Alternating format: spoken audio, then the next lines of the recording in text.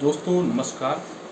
उम्मीद करता हूं कि आप सभी काफ़ी अच्छे होंगे और आप सभी को नवरात्र की शुभकामनाएं और नववर्ष हिंदू नववर्ष की शुभकामनाएं। यह नवरात्र विद्यार्थियों के लिए क्यों महत्वपूर्ण है और यह नवरात्र नया परिवर्तन उनके जीवन में कैसे ला सकता है और विद्यार्थी जो 4 साल 5 साल से संघर्ष कर रहे हैं सफलता के लिए, यह नवरात्र उनके जीवन में क्या परिवर्तन ला सकता है। नवरात्र क्यों मनाया जाता है? क्या नवरात्र केवल हिंदू ही मनाते हैं कि और भी कोई मनाता है? क्या नवरात्र मनाने क्या प्रकृति भी नवरात्र मनाती है? इन सभी प्रश्नों के उत्तर हम जानने की कोशिश करेंगे और समझने की कोशिश करेंगे। दोस्तों, नवरात्र का मतलब होता है नया परिवर्तन, जीवन में नया बदलाव। नवरात्र का मतलब होती है 9 रातें, 9 रातों का समूह। और यदि पौराणिक चर्चा करें हम, तो पौराणिक चर्चा यह है कि माँ दुर्गा ने महिषासुर नाम के राक्षस से 9 दिनों तक युद्ध किया था, तो इसीलिए हम लोग इसको मनाते हैं। लेकिन सवाल इस बात का है कि आज 9 अप्रैल 2024 चल रहा है। 2024 में हमें इसको मनाने की क्या ज़रूरत है? यह घटना अगर कभी घटनी होगी 5000 साल पहले, 10,000 साल पहले, 15,000 साल पहले या अनादिकाल में कभी घटी होगी तो घटी होगी, लेकिन आज इसका क्या महत्व है? दोस्त, इसका महत्व है, इसका महत्व इस तरीके से है कि इससे पहले हमें यह समझना होगा कि सनातन धर्म है क्या। सनातन धर्म की कोई डेट ऑफ बर्थ और डेट ऑफ डेथ नहीं है। सनातन धर्म यूनिवर्सल लॉ पर आधारित है। वह नियम जो ब्रह्मांड आधारित नियम है, वह नियम जिसका पालन यह प्रकृति भी करती है, जिसका पालन इस संपूर्ण ब्रह्मांड में भी होता है, उस नियम को ही सनातन धर्म कहा गया है, जो सदा से नियम चलता आया है, जो सदा से रीत चलती आई है, जो समस्त प्राणियों में वह धर्म पाया जाता है, जो समस्त प्रकृति उसका पालन करती है, जो सदा चरित्र या सदचरित्र आधारित है, वह जो सबके कल्याण की बात करता है, वह सनातन है। तो हम अप्रैल महीने में ही क्यों नववर्ष मनाते हैं? इस बार जो नया वर्ष है वो 9 अप्रैल से स्टार्ट हुआ है और नववर्ष की शुरुआत में ही नवरात्र की कल्पना क्यों की गई है? नवरात्र का पालन क्यों करना चाहिए? दरअसल सनातन में त्याग का बहुत महत्व है, क्योंकि प्रकृति में, मैंने बोला सनातन मतलब प्रकृति का नियम, क्यों प्रकृति भी त्याग के महत्व को समझती है। मतलब अपने जीवन का त्याग और उस त्याग से जो फल मिले वह समस्त पृथ्वी के लिए समर्पित या लोगों के लिए समर्पित, यही सनातन की परिभाषा है।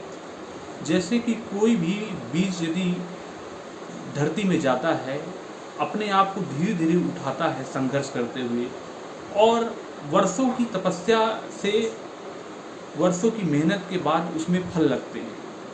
प्रकृति से उतना ही वह बीज लेता है जितना उसके लिए आवश्यक है फल देने के लिए, और अंत में जब वह फल उत्पन्न कर देता है तो वह फल स्वयं नहीं खाता। तरवर फल नहीं खात है, सरवर पियत न जल, न जो ना तो पेड़ फल खाता है, ना सरोवर जल को पीता है। यही आधार है, इसी को त्याग कहते हैं और यही त्याग सनातन है। वैसे ही अप्रैल महीना जब शुरू होता है तो केवल अप्रैल महीने हिंदू ही नया वर्ष नहीं मनाते।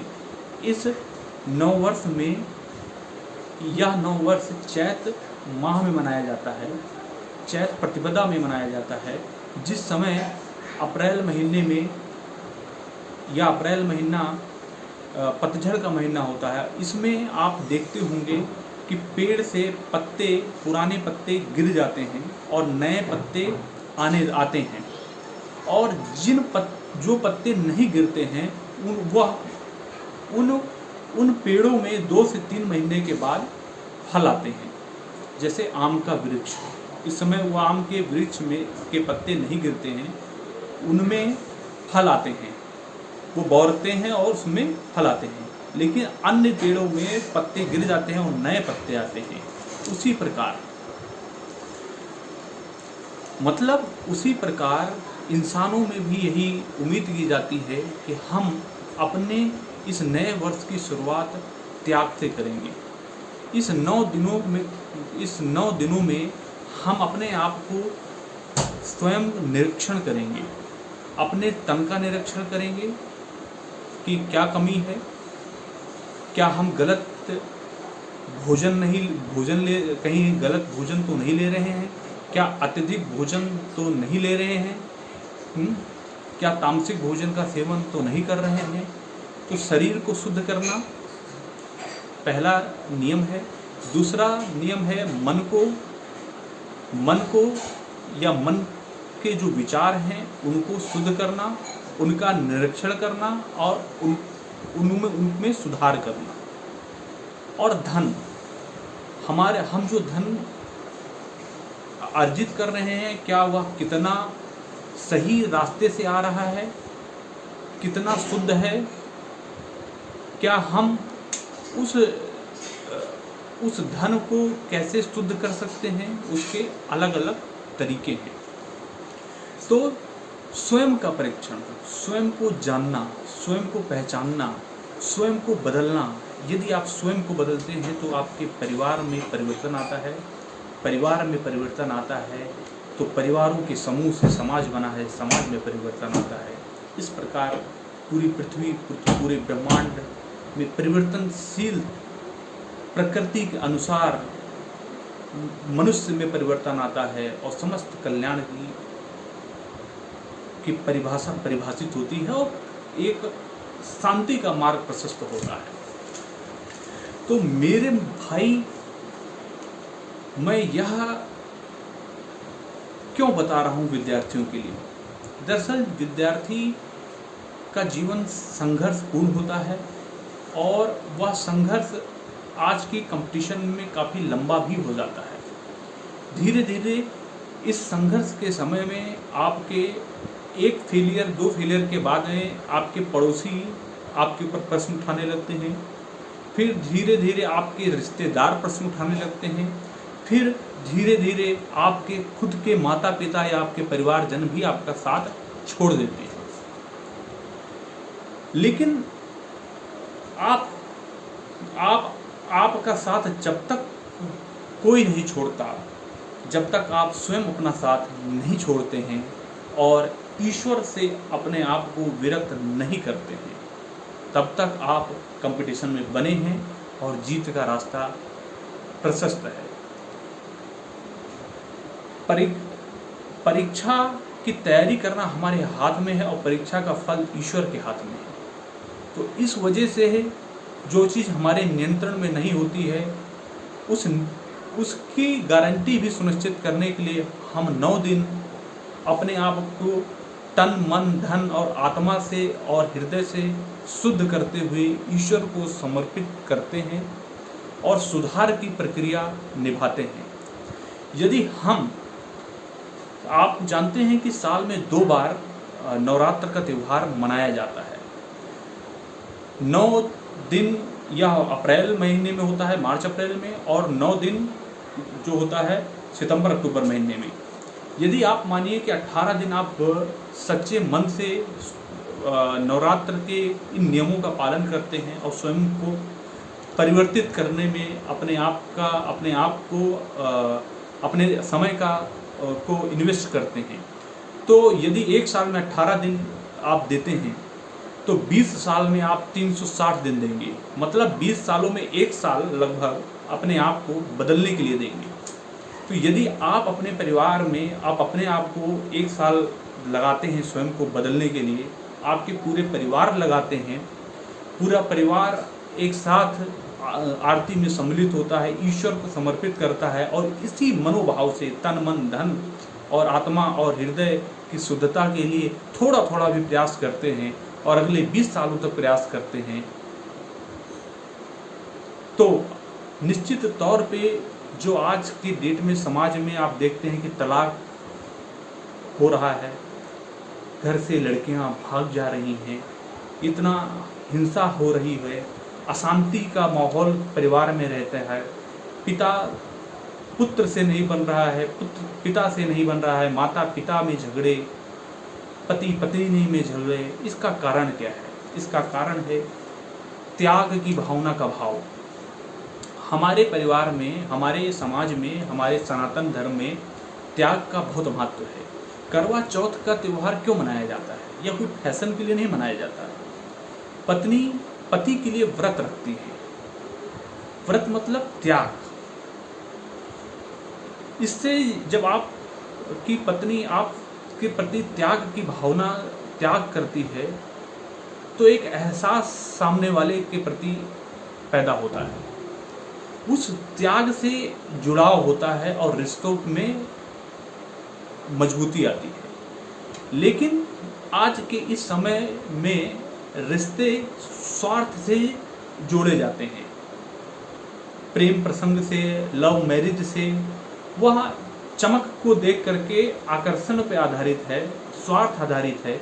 जब वह स्वार्थ की पूर्ति नहीं हो पाती है तो चाहे इस तरफ से चाहे उस तरफ से तो तलाक होता है। यदि हम अपने परिवार में नवरात्र के इस सच्चे तरीके को, इस नियम कायदे को हम यदि पालन करेंगे तो आप तो शुद्ध होंगे ही, आपके परिवार में भी सुख शांति समृद्धि और शांति और जुड़ाव और मजबूती आएगी, अवश्य ही आएगी। और ईश्वर का तो कल्याण आपके होगा ही। ईश्वर का वास हृदय में हर व्यक्ति के अंदर होता है, हर प्राणी में ईश्वर का वास होता है। शर्त यह है कि आपका हृदय शुद्ध होना चाहिए, पवित्र होना चाहिए। एक विद्यार्थी के लिए क्यों महत्वपूर्ण है? देखिए, सफलता में सभी साथ होते हैं, लेकिन असफलता में, सफलता के समय सफलता के समय समाज का परीक्षा होता है, परिवार की परीक्षा होती है, वो आपके प्रति आकर्षित होती है। लेकिन जब आप असफल होते हैं तो आपकी परीक्षा होती है। सब दूर हो जाते हैं, सिर्फ आप रहते हैं। और जिस दिन आप दूर हो गए, खुद से दूर हो गए, उस दिन जीवन में नव परिवर्तन की उम्मीद आप उम्मीद खत्म ही कर दीजिए। यह नवरात्र यदि आप हर साल पूरे सच्चे मन से पालन करेंगे तो अवश्य नव परिवर्तन होगा। नरेंद्र मोदी जी जब ओबामा भारत की यात्रा में आते हैं तो सभी लोग शराब पीते हैं या अल्कोहल पीते हैं, लेकिन मोदी जी उस समय नवरात्र में गर्म पानी केवल उस समय पीते हैं। तो आप सोचिए कि 9 दिनों तक किस तरीके से वो उसे पालन करते हैं। हम कह रहे हैं कि आप उनके जितना नहीं त्याग कर पा रहे हैं तो कोई बात नहीं, लेकिन कुछ अंश तो आप अवश्य प्रयास करिए। अल्पाहारी बनना बहुत ज़रूरी है। यदि आप जो भोजन करते थे कम भोजन करिए, कोशिश करिए 10% ही भोजन लें। ऐसा ना करें कि यदि व्रत करते हुए व्रत से पहले हम कम खाते थे और व्रत के दौरान और खाते हैं। इससे आपकी शरीर में वह आप शरीर में वह शुद्धता नहीं आएगी, क्योंकि आप त्याग की उस परिभाषा पर खरे नहीं उतर रहे हैं। तो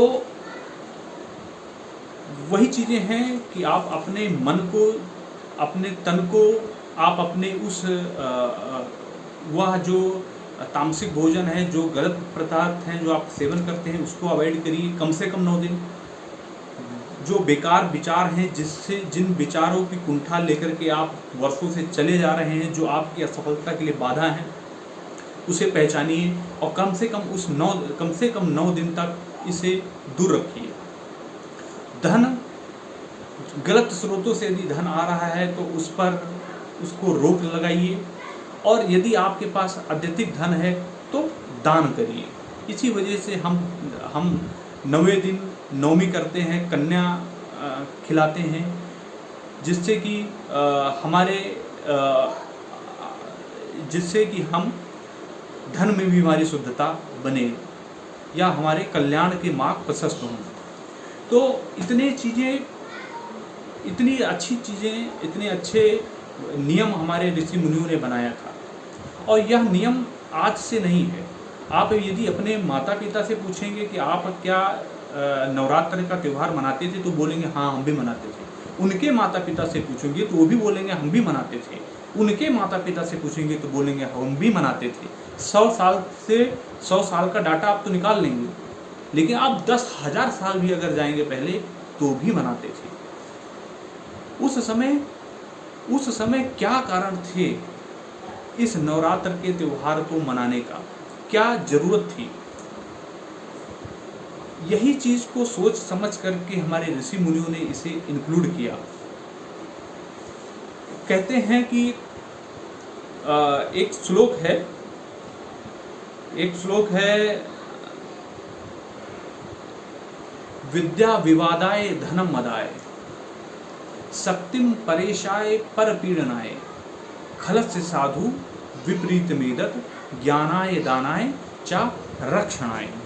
मतलब मेरे भाई, इसमें कहा गया था, आज से 10,000 साल पहले की बात किसी ने कहा था श्लोक के माध्यम से, कि यदि विद्या आपके पास है, जो दुष्ट लोग होते हैं उनके पास यदि विद्या आ जाती है तो वो विवाद करते हैं, बहस करते हैं, समाज में तनाव पैदा करते हैं। धन उनके पास आ जाता है तो अहंकार आ जाता है, और शक्ति आ जाती है तो परेशान करते हैं। जैसे मुख्तार अंसारी का खेल खत्म। शक्ति इनके पास थी, जिस समय इनके पास शक्ति थी, आप जरा सोचिए, कृष्णानंद राय जो विधायक थे, उनका ये लोग हत्या भी करते हैं, उनकी चोटी भी काटते हैं, खून में मिलाते हैं, पॉइंट ब्लैंक रैंक से हत्या भी करते हैं। ईश्वर ने उनका परिणाम दिया और वो उनका अंत हुआ। अतीक अहमद, इनका नाम सुना आपने, और या अन्य किसी विकास दुबे, इन लोगों का भी नाम आपने सुना। तो धीरे धीरे इन्होंने क्या हुआ कि इनके पास शक्ति आई तो इन्होंने लोगों को परेशान करना शुरू कर दिया। एक IAS अधिकारी थे जो दिल्ली के तालकोटरा स्टेडियम में शाम को जाते थे दौड़ने के लिए। जब वो दौड़ने के लिए जाते थे तो उससे पहले जितने भी खिलाड़ी वहाँ पर प्रैक्टिस कर रहे होते थे, पुलिस के माध्यम से उन सबको भगा दिया जाता था, वो सबको भगा देते थे। क्या आपके पास आप IAS बन गए तो क्या आपको ये अधिकार किसने दे दिया कि आप इन सबको भगा दें? यदि आप प्रैक्टिस करने जा रहे हैं तो आप उनके साथ क्या मिलकर के आप अभ्यास नहीं कर सकते हैं? आप क्या IAS बन गए तो क्या आप भगवान बन गए? या वही सोच है, ब्रिटिश कालीन सोच है, ठीक है? या इस शिक्षा व्यवस्था की देन है? पेपर लिख दिया लेकिन सेंस नहीं आने दिया, कॉमन सेंस नहीं आया, या इस शिक्षा व्यवस्था की कुरीतियां हैं। लेकिन यह संस्कार या शिक्षा हमारे धर्म से आएगा, हमारे सनातन धर्म से आएगा, जो कि हमें ना कि एक अच्छा व्यक्ति बनाएगा, एक अच्छा नागरिक बनाएगा, या एक अच्छे समाज का गठन भी किया जा सकता है। तो आप विद्यार्थी हैं, आप वर्षों से सफल होने के प्रयास कर रहे हैं, नहीं हो पा रहे हैं, तो इसका 3 कारण है। Lack of motivation, huge distraction in life, भटकाव, ठीक है, लैक ऑफ कंसंट्रेशन, फोकस नहीं होना, ये 3 कारण हैं। और 3 कारण जो हैं सफलता के, डेडिकेशन, डिवोशन और डिटर्मिनेशन, ये होते हैं सफलता के।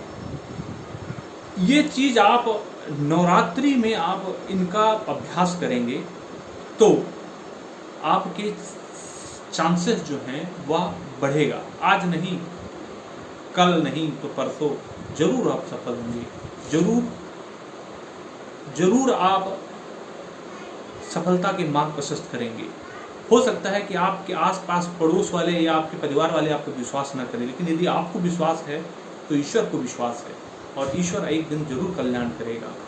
सिवाय तन, मन, धन और आत्मा और हृदय की शुद्धता के लिए सदा प्रयासरत रहिए। यही नवरात्र का एम है। और यदि आप विद्यार्थी हैं तो मैं यही कहना चाहूँगा, यह उपदेशों का संचित रस तो फीका फीका लगता है, या उपदेशों का संचित रस तो फीका फीका लगता है। सुन धर्म कर्म की ये बातें, दिल में अंगार सुलगता है। चाहे यह दुनिया जल जाए, मानव का रूप बदल जाए, तुम आज जवानी के क्षण में कुछ ऐसा खेल रचो साथी। या दुनिया सिर्फ सफलता का उत्साहित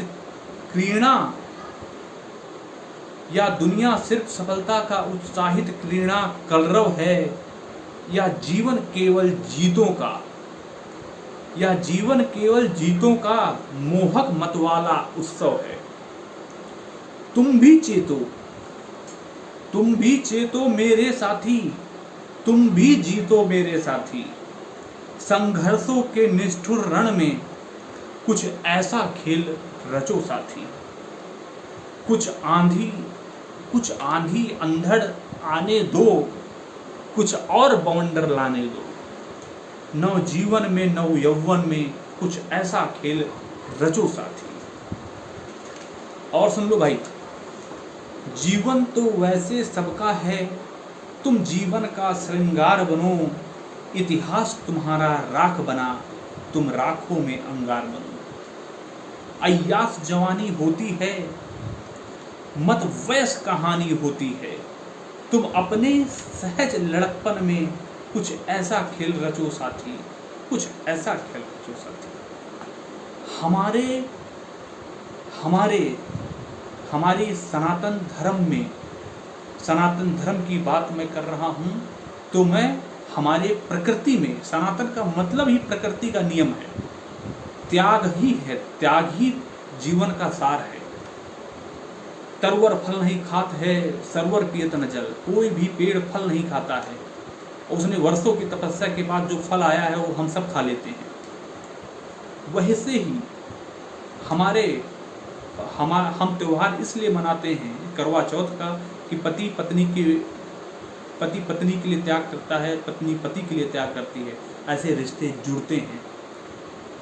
भाई रक्षाबंधन इसलिए मनाते हैं कि बहन भाई के हाथ में रक्षा बांधती है, और जो भी होता है पैसे देते हैं या मिठाई खिलाया जाता है।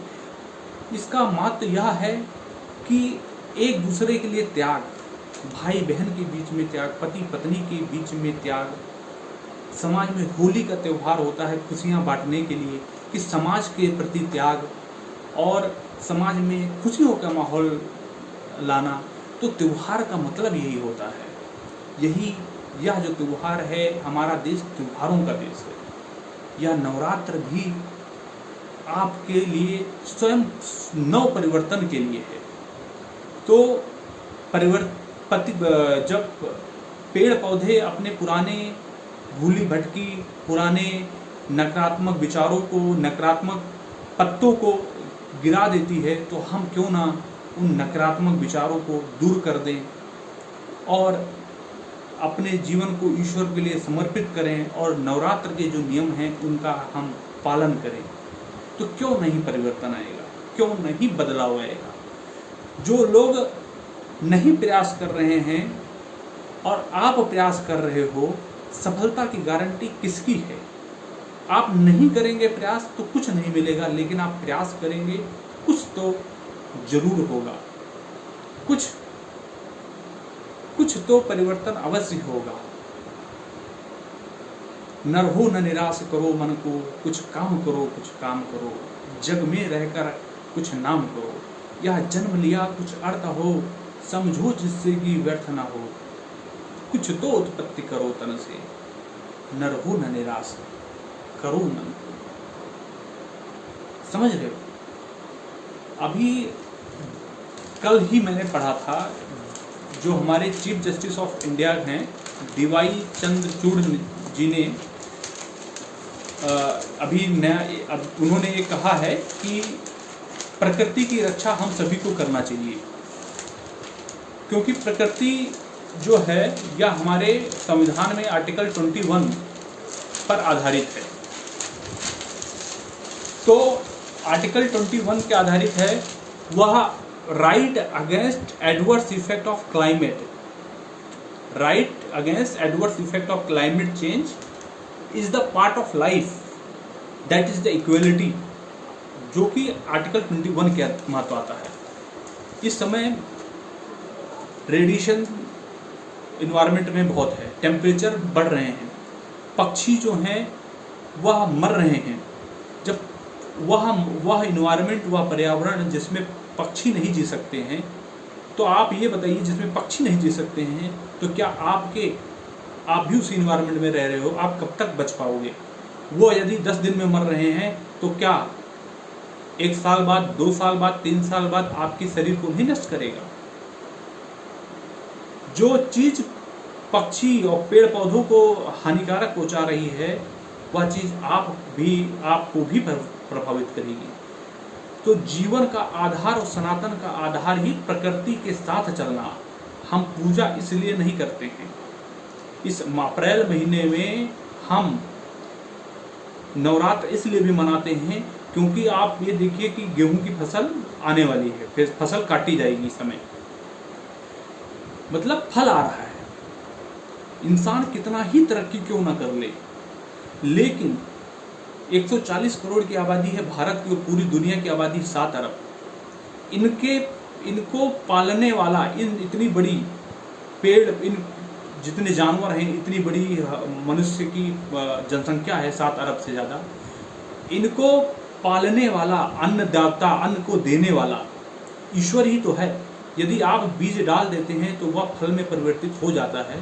क्या आज तक किसी भी वैज्ञानिक ने, क्या कोई वैज्ञानिक या क्या विज्ञान इसकी गारंटी ले सकता है, या कोई वैज्ञानिक गारंटी ले सकता है कि हम खुद अन्न बनाना शुरू कर देंगे? जिस दिन इंसानों ने अन्न बनाना शुरू कर दिया, पूरी दुनिया भूखे मर जाएगी। ईश्वर है जो हमको पाल रहा है, ईश्वर है जो हमारी रक्षा कर रहा है, ईश्वर ही है जो हमें भोजन दे रहा है, ईश्वर ही है जो हमें सांसें दे रहा है, ईश्वर ही है जो हमारे रगों में रक्त को बहा रहा है, चला रहा है। जिस दिन उसने यह बटन दबाया, हृदय की गति रुक जाएगी, रक्त का फ्लो बंद हो जाएगा, सांसें रुक जाएंगी। सब कुछ ईश्वर के हाथ में है, सब कुछ प्रकृति के हाथ में है। सनातन में पूजा प्रकृति की जाती है, प्रकृति को धन्यवाद कहा जाता है। इस समय हम नवरात्र की देवी की पूजा क्यों करते हैं?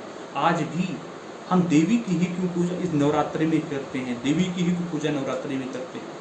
आज भी, आज से 10,000 साल पहले भी देवी को जननी कहा है, जन्म देने वाली। अब क्या कोई पुरुष नहीं जन्म देता है बच्चे को? अभी भी महिलाएं ही जन्म देती हैं। कोई इंसान को बना देता है। इससे बड़ी उत्पत्ति, इससे बड़ी इंजीनियरिंग कोई इंजीनियरिंग नहीं है।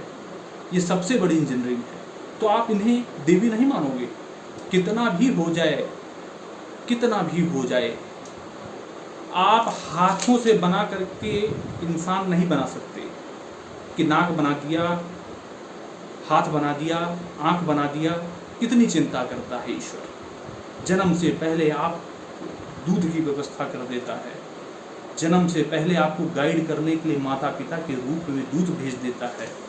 इससे बड़ी ईश्वर की क्या होगा कि आपका जीवन आसान हो जाए। आपकी चिंता करने वाला परमपिता परमेश्वर बैठा हुआ है। आप समझिए। धन्यवाद। उम्मीद करता हूँ काफ़ी अच्छे होंगे। बहुत बहुत धन्यवाद। धन्यवाद।